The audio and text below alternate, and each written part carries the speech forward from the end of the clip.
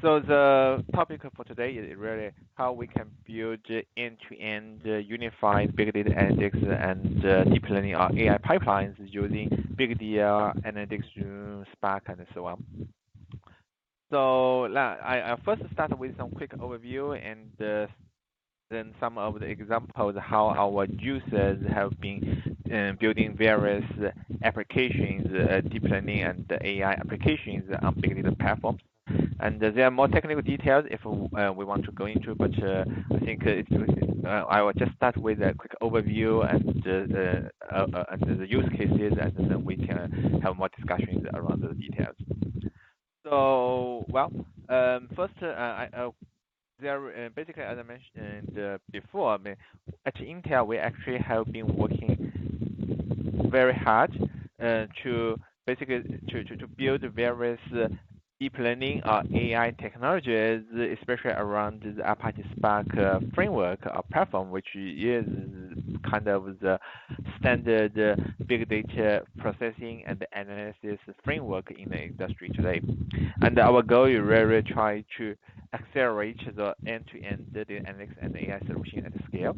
So in particular, there are two projects. We have open source. One is BigDL, which essentially is a distributed deep learning framework for Spark. So in essence, it's similar to TensorFlow, Torch, Caffe, the deep neural network framework. It has also deep neural network support.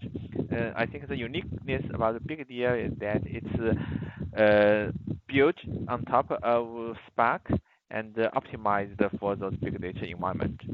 So we open source BigDL in about kind of last day of 2016, and we actually have quite a few users who have been using BigDL.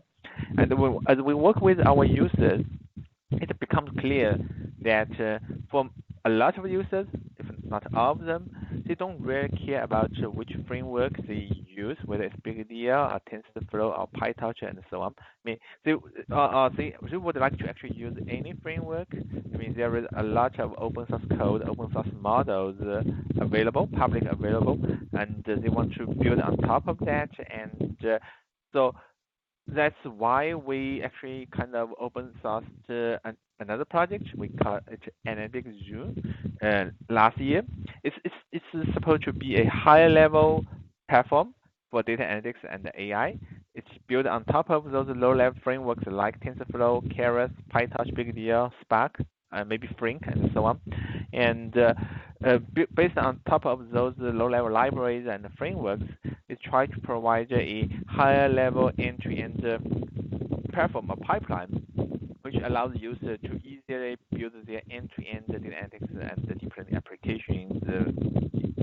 So I will give more details examples later, but those are the two projects we will talk about, and we have at Intel has been developing and open source and to the community, and a lot of our users, customers, partners have been using those platforms and frameworks to build their deep learning applications on top of big data platform.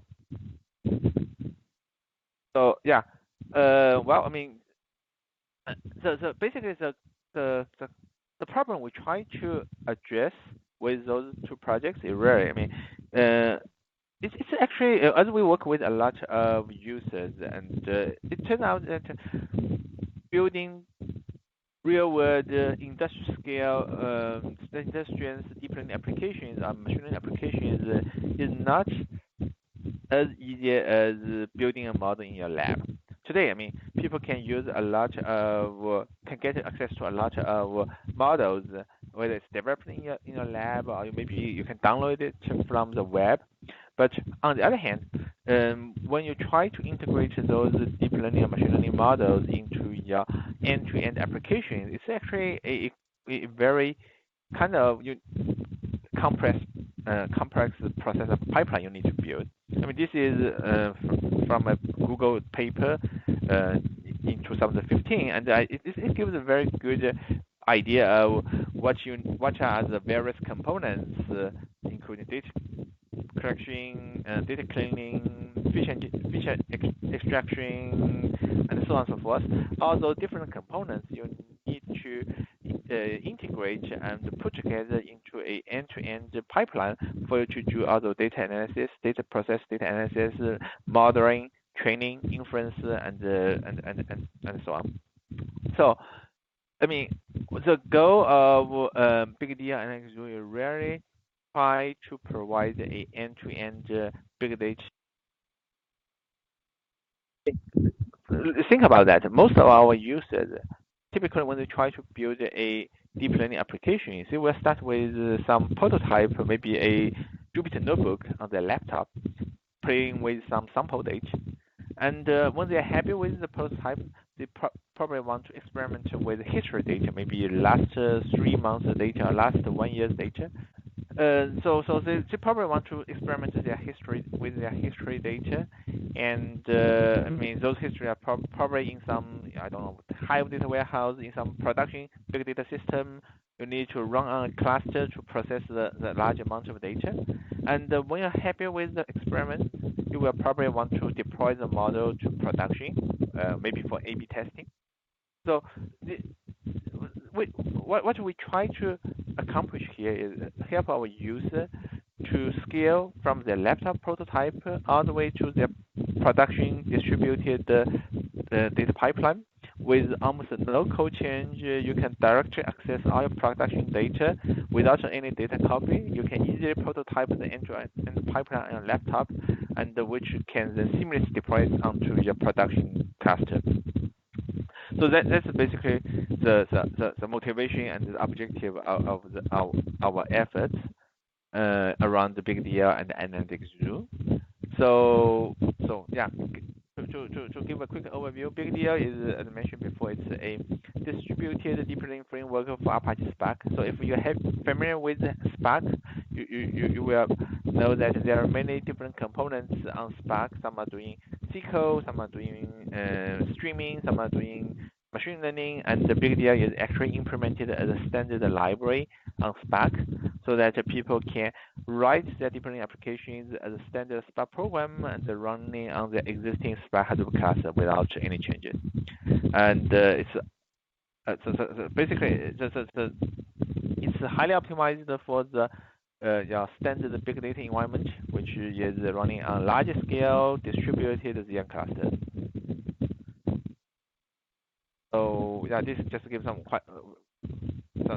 more details on a BigDL program. It's essentially a standard Spark job, and when you're running a machine learning or deep learning application, it's an iterative process, right? You have many iterations, and then each iteration will essentially basically is a mini batch step in your model training, and each iteration is run as a Spark job, and it uses data parallel synchronous SGD. So in each job, you will have many tasks, and each task will run the same model on a subset of the data, and you will basically it supports the data parallel mini batch SGD for the model training, for distributed model training. Yeah. So I think for the distributed model training, and basically, as I mentioned before, it's implemented as a data parallel mini batch SGD. So what it needs to implement is the parameter synchronization between different between iteration or between different mini batches. And the way it's implemented is it implements a kind of a peer-to-peer or reduced type of operations, so that you can perform those synchronous parameter synchronization directly on top of Spark. It's just use all those Spark operations like in-memory block manager, all those shuffle and stuff, and to implement a very efficient in-memory or reduce operation. And we have a lot of our customers, for instance, Keras, who actually have tested our the scalability of BigDL training up to 256 nodes, and it scales kind of linearly, I think, until around 100 nodes, and when it's above 100 nodes, the scalability it drops a little bit, but it still scales reasonably until 250 task node. So if you're interested, Korean actually published their benchmark results, and we can share the information later on. So this is essentially a quick overview of BigDL. So if you are interested in the more of the technical details, we do have a technical report available on the web, so you can also take a look at that. So as I mentioned before, BigDL is essentially a distributed deep learning framework, and on top of that, we actually have built basically Analytics Zoo, which is a higher level kind of a integrated data analytics and AI platform. So it's used TensorFlow, Keras, BigDL, and we are also adding support for PyTorch and so on. And then it runs on Spark, but we're also adding support for Flink, for instance, for real-time streaming inference and so on. It uses also the low-level kind of optimizations we have at Intel, like MQDN, OpenVINO acceleration, as well as also the hardware features like VNI and the persistent memory and so on. So based on top of those low-level backends or libraries, the Analytics Zoo provides a high-level end-to-end support, pipeline support for our users. For instance, some of our users try to run distributed TensorFlow on Spark, so you can basically process the data using Spark. So as I mentioned before, the Analytics Zoo try to provide those high-level pipelines, including distributed TensorFlow. You can run distributed TensorFlow on Spark, process your data using Spark, and then develop your deep learning models using TensorFlow, and then we can automatically connect your in-memory RDD to your deep TensorFlow models for distributed training or inference. Similarly, we support distributed Keras, and for a lot of the Spark users who actually have built their application around the Spark, say Dataframe and ML pipeline, we add support. It allows people to continue to use those Spark pipelines, but with native deep learning support. And then there is also a lot of users try to run distributed model serving. Some are in batch mode, some are in streaming mode, real-time streaming mode, like using Spark streaming or Flink. But then you can just load your TensorFlow model, or even optimize using OpenVINO with, say, VNI accelerations, and then automatically run it in a distributed fashion across the node for streaming inference. So that the high-level various pipelines that people have been actually building on top of Analytics Zoo, and then on top of that, we also provide several built-in models and feature engineering operations for different tasks like image classification, object detection, text matching, anomaly detection, as well as those NLP models like BERT and so on. So if for people, if they want to use some of the pre-built features models, they can directly plug into the pipeline. This is basically just a quick overview of basically different use cases or functionalities that we provide in Analytics Zoo. So give some quick examples. One example, as I just mentioned before, you can build your distributed TensorFlow and Keras applications on Spark.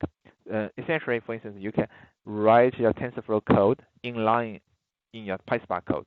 So you can doing other data processing and data analysis using PySpark.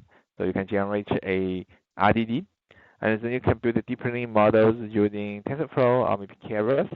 And then you can directly, as I mentioned before, feed those distributed RDD data into your TensorFlow model for distributed training or inference. So one example, actually, there is a very large internet company who actually try to run this pipeline end-to-end. And the main motivation is that, I mean, their researchers have actually already built various advanced AI models in the lab, maybe on their workstation and so on. But when they try to apply their AI model to their production data, which is typically stored in a, say, Hive data warehouse, a Apache file, and there's no easy way for them to directly apply their AI models to their production data, and then that's and perform also those data analysis, data wrangling using Spark and so on. So that's one of the key motivation for a lot of our users who try to run distributed TensorFlow on Spark.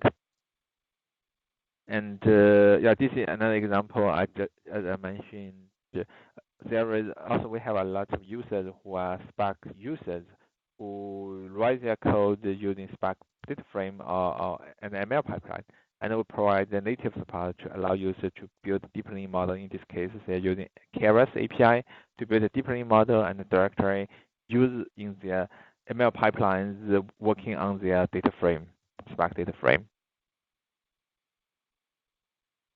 Another example, as mentioned before, is the distributed model training. We provide a pure Java or Python API. So when you do model serving, we actually you can run it without Spark. So you can just we provide a pure Java API as well as pure Python API, and a lot of our users run it in the web service, whether it's a Spring framework or Play framework, as well as put it into a Flink or Storm for real-time streaming inference. And under the hood, you can also automatically use OpenVINO and the VNI to accelerate your model and run it in a distributed fashion across different frameworks. Yeah, this just shows how you can actually use OpenVINO, which is a inference acceleration engine Intel have provided. So it can help, especially for a lot of the computer vision model. It provides a very good accelerations for inference, and you can easily use that in Analytics Zoo and run it in a distributed fashion across the cluster.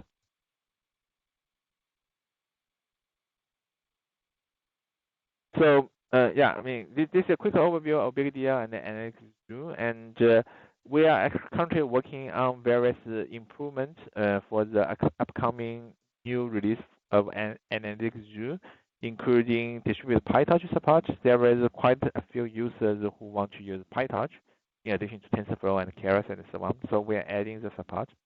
We have been working very closely with the UC Berkeley RISE Lab and try to enable a lot of the new. RISE Lab. If you may already aware that the RISE Lab has actually built a new distributed AI system called Ray, which allows you to run some of the new AI applications, and we're adding support so that in Analytics Zoo we call it Ray on Spark. Essentially, you can use the support to run any Ray application or Ray programs directly on your standard Hadoop cluster or Yarn cluster or Spark cluster, and so you can run those new AI applications like deep reinforcement learning, hyperparameter tuning, and so on top of Ray directly in your Hadoop big data cluster. We're also adding AutoML support in that, especially for time series prediction. It will automatically generate features doing model selection and hyperparameter tuning. By the way, this is actually implemented on top of the Ring support we just added, and it performs all those AutoML support for time series prediction, whether it's for anomaly detection or trend prediction and so on. And the other feature we are currently working on is a cluster serving support. So for a lot of our users, they really want to do distributed inference and preferably in a real-time streaming fashion. But they don't. A lot of them don't want to build those or deploy distributed solutions because it's very complex. And so we are providing a cluster serving support to expose a simple pub sub interface. So you essentially have the queue, and you can write some simple Python programs or Python script to enqueue your request and get your response out of the queue. So, but under the hood, the Analytics Zoo will automatically perform those distributed real-time model serving. So the user just write some simple Python scripts and provide the model, and the framework and the platform will essentially run the distributed streaming inference on Flink or Spark for inference, and all through a very simple PubSub API. Yeah. So basically, those are a high-level overviews of BigDL, the distributed deep learning framework for Spark, and the Analytics Zoo, the higher-level integrated data analytics and the AI platform for TensorFlow, Keras, PyTorch, BigDL, and Spark. So next, let's look at some of the example use cases our users have been actually working on.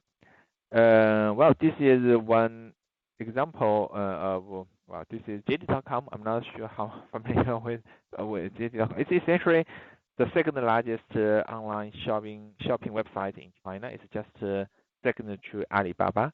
And what they try to do here is essentially they try to do object detection and the image feature extraction at JD.com.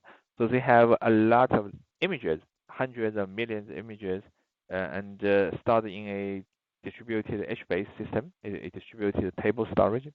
And what they try to do there is, from each image, they try to first extract the main object in the image. In that case, they are using an SSD model.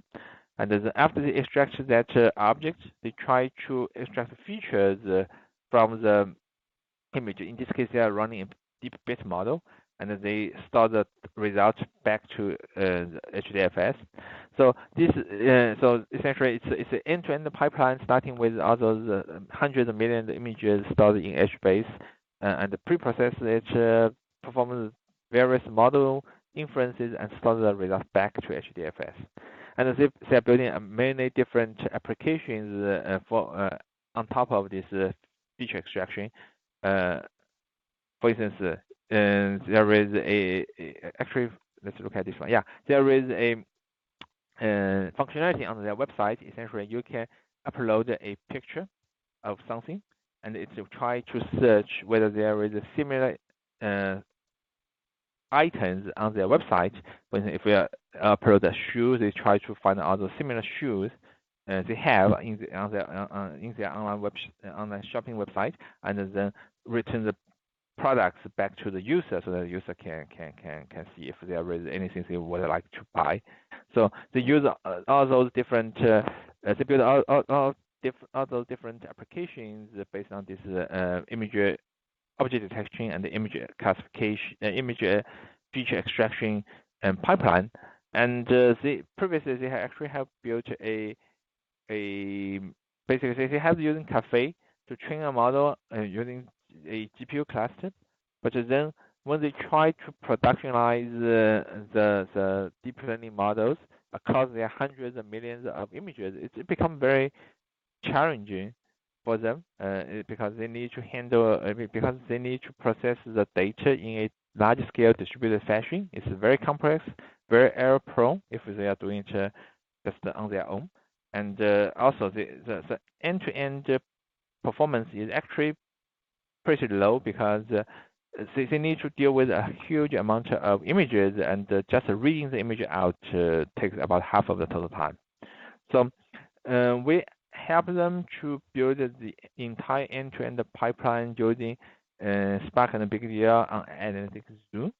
So they can run the entire data processing, model inference, and the results right back the result all in the same Spark pipeline, and it gives them about 3 to 4x speed up if you look at the entire pipeline from data reading all the way to write a result back to HDFS.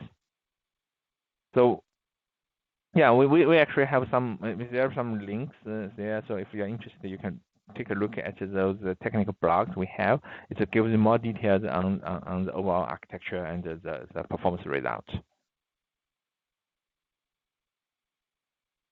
Next example is essentially we have been working with Microsoft Azure, who have been actually building a NLP-based customer service chatbot. So essentially, user can raise questions through their UI, and they try to say how I can get my invoice, how I can basically start a VM, and then it will automatically retrieve the response from their internal knowledge base. And previously, they are building it on top of some keyword-based search engine, and we help them to add various NLP models like text classification, text matching, QA rank type of model, which improve the accuracy of their response. And if the user is still not happy with the response, they can they will launch the question to a backend human department, and we will try to do a lot of text classification and intent extraction, try to improve the accuracy, because now they really need to launch the request to a human agent, which is a expensive process. So we try to make it as accurate as possible. They launch to the right expert. So again, there is a few technical blogs written by the Microsoft engineers with us, and there is a link on you can on the page, and you can take a look if you are interested in the more technical details.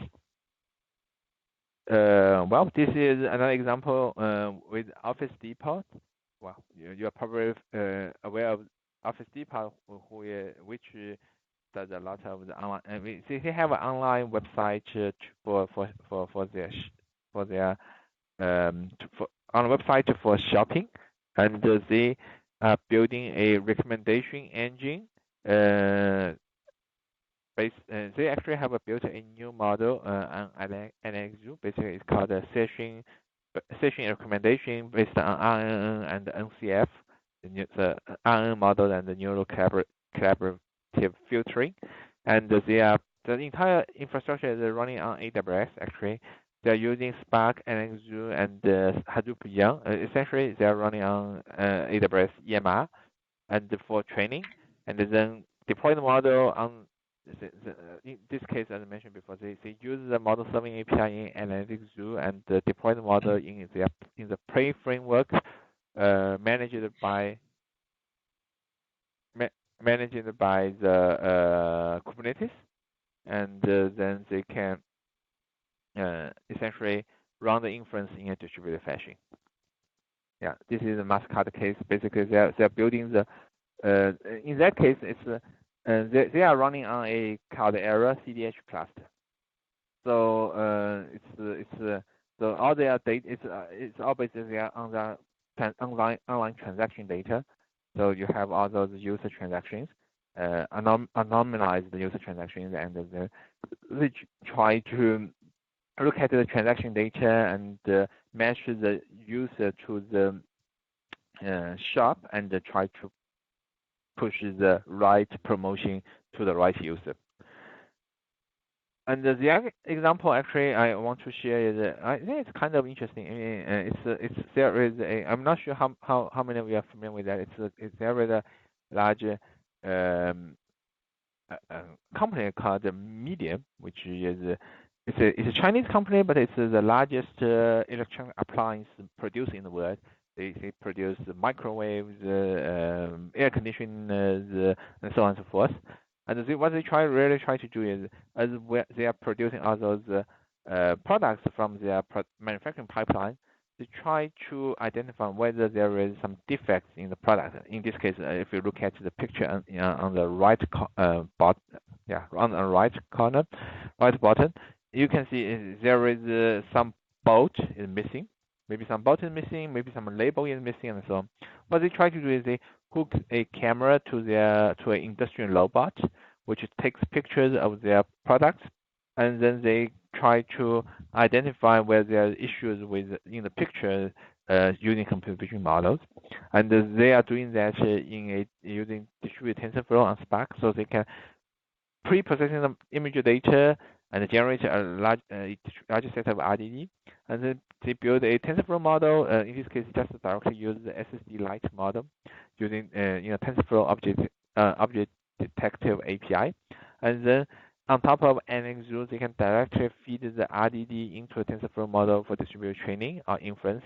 And once they have the model trained, they can use the model serving API to put it on a Java web server, and they running the inference in Java web server on edge, actually running on some core-based edge device. So it's a nice way how you can run those deep learning and this processing across the kind of a cloud and edge, and using Analytics Zoo to support TensorFlow, Spark, as well as also Java web servers.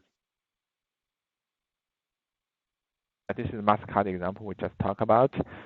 Yeah, this is another example which is kind of cool. I mean, CERN, as you all know, it's a European research organization, and they have all those large parcel colliders, which they actually collide, I think, about 40 million times every second, and generate about 10 petabytes of data every second.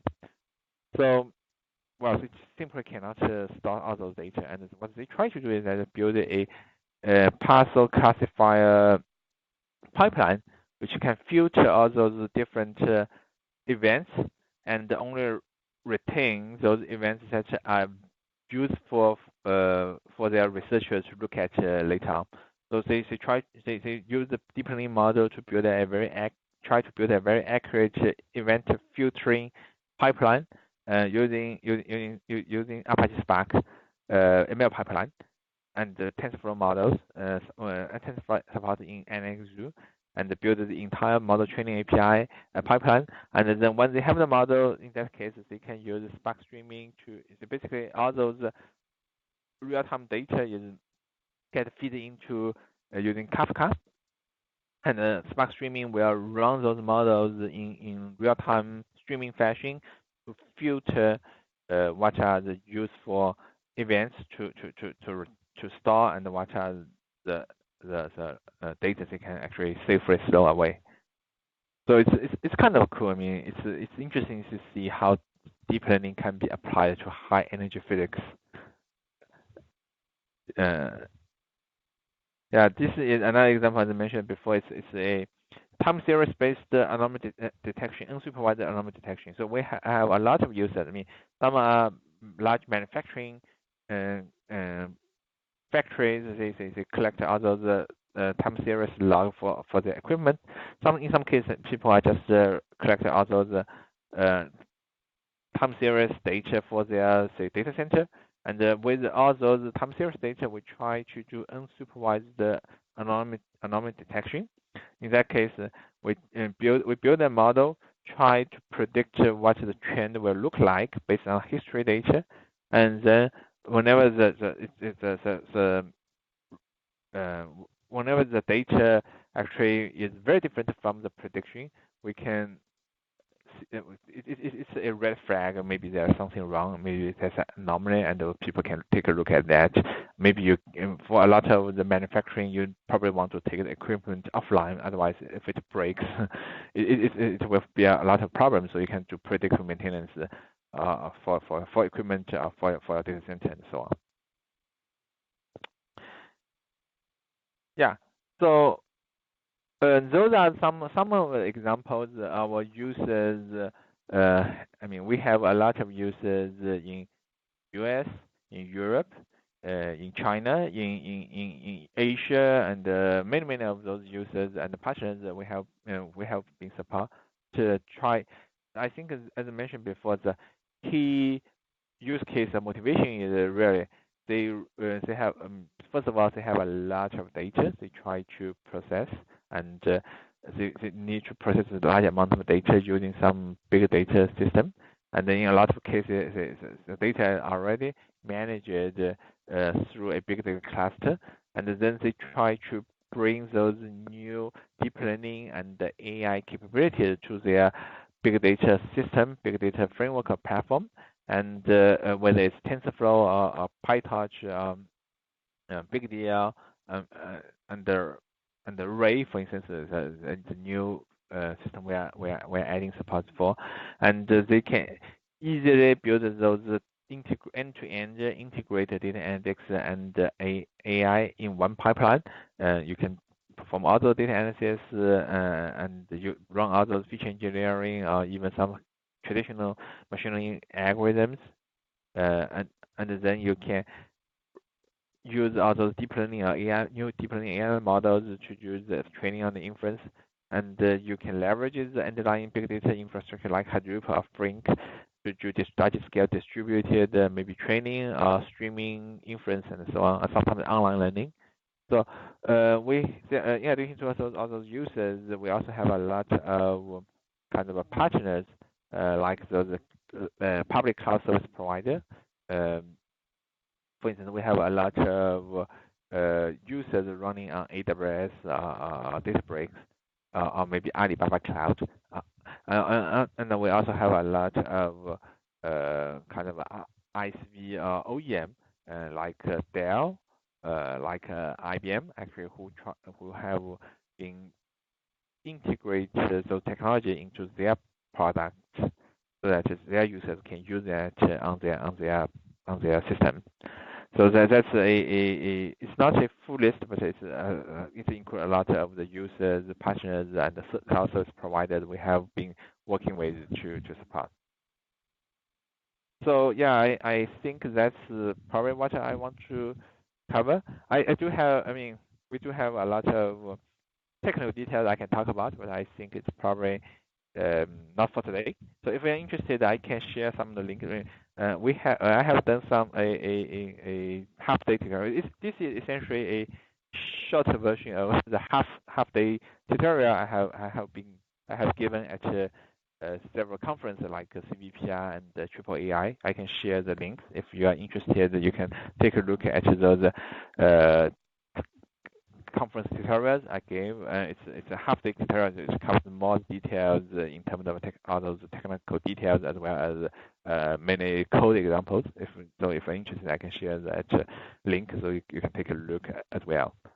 So yeah, that's all essentially all I have, and yeah, I do have a lot of technical details if you want to look at, but I think it's probably not for today. So if you're more interested, it's first of all it's a open source project. It's available on GitHub, so you can take a look at that. We have a technical report talking about more of the details. So you can also look at. As I mentioned before, I have given to Triple AI and CVPR to half day tutorials. So there are links there. If you're interested, you can take a look as well, and you can look at our document website. It has more technical presentation, especially a lot of presentations from our users on how they use BigDL and Analytics Zoo to build their applications. So yeah, hopefully those are more information that are useful. So yeah, in summary, what we try to do here is really based on Analytics Zoo BigDL, and we try to provide a unified analytics and AI platform which allows users to build their end-to-end data integrated analytics and AI pipelines, which can seamlessly scale from their laptop to large-scale distributed production environment. As I mentioned before, it's a open source project, so please go to our website, take a look at that, maybe play with it, start it, fork it, and send us issues, feature requests, and so on. I would like to thank Jason and thank you all for attending another developer sessions installs. And if you have any questions or suggestions for the new topic, please let us know at devsessions@alc.daniel.gov.